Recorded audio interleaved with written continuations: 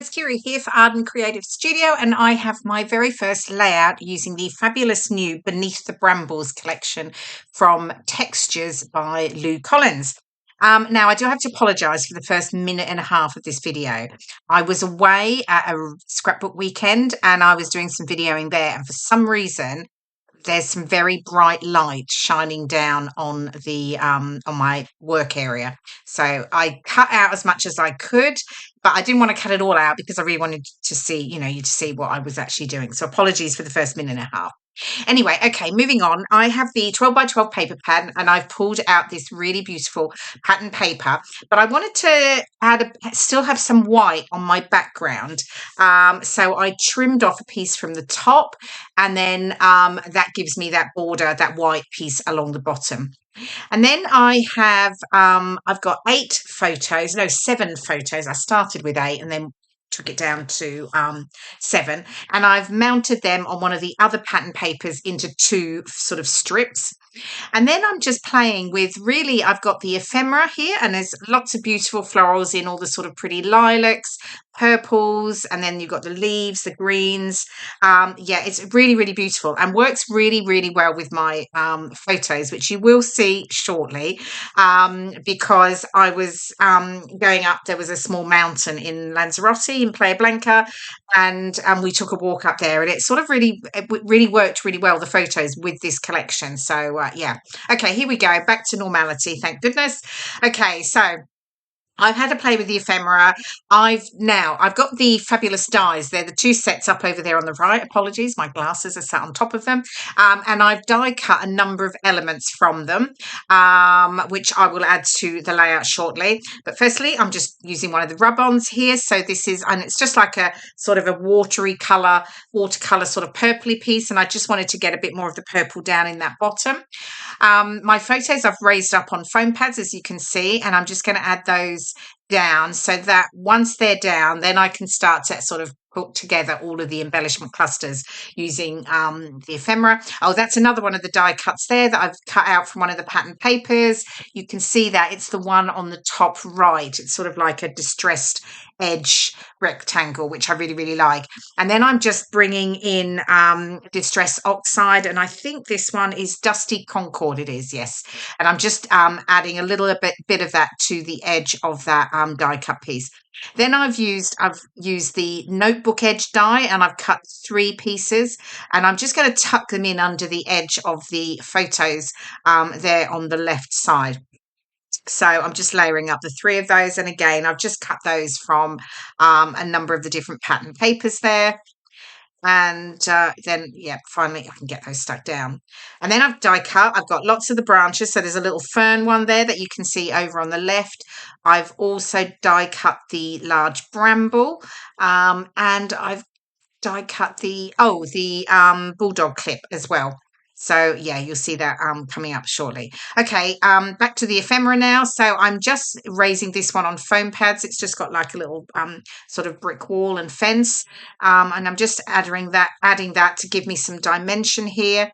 And then I'm just going to build in some more of the oh, there's the brambles, which is lovely. And again, I've die cut that from one of the more plainer pattern paper sheets, but I am adding just a little bit of the distress oxide again to the bramble edges before I get that stuck down. And I'm just going to tuck that in behind that fence there, just adding a little bit of my glue just to the center parts of it, so that way I can still curl up the leaves and the brambles to give me some more dimension. Now here we go. I die cut the bulldog clip into 4 because I wanted just to get a bit more dimension with it, and this is a good way to do that. I'm just layering up and sticking them all together, and then I'm going to add that to my photo strip in the top left there.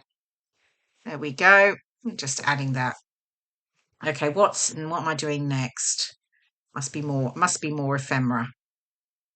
Yep, here we go. Okay, so I'm just tucking in now the different pieces of ephemera that I decided that I wanted to use. And again, just curling up those edges just to give me that nice dimension. So continuing to build up and tuck underneath. Some things I will add some foam pads to. Others I will just use glue and layer them over each other. Oh, there we go. I think I'm going in with the foam pad there. Yes, I decided to do that there. Okay. Here we go. They're the little ferns. They're in the die cut set over on the left. It's called Document and Discover, Volume 2. And the other die cut set is called Clipboard Coverings, Volume 2. And then those little ferns, I've cut quite a lot of them in the greens, mainly greens, and I'm just sort of tucking them into my clusters over on the left of the photo and over to the right. Now I've brought in these are the laser cuts in the inkable florals, and they're lovely. They're all on like script in white. You can obviously ink over them, and I'm just layering up a few of them, and I'm just adding a little bit again of the Distress Oxide Dusty Concord in the center of them, and then I'll get those stuck together. There's also the leafy branches here. I'm tucking some of those in, but I will confess I did go back and actually ink the edges of those leaves. I'm not sure if I actually do it here on camera, but I felt like I needed to add a bit of colour. So I actually had to go in, sit something under each of the leaves while I just sort of, added some ink to the edges. Oh, I'm adding my ink now to the inkable florals here, and then I'll layer them up together. So I've got 2 layers, and then I'll tuck a couple of those in. think I've got one down on the bottom right, and then I'll add another one to the top left. Okay, here we go. Okay, I've now tucked in the leaves, and you'll see I've inked those leaves there just under my arm. Sorry about that.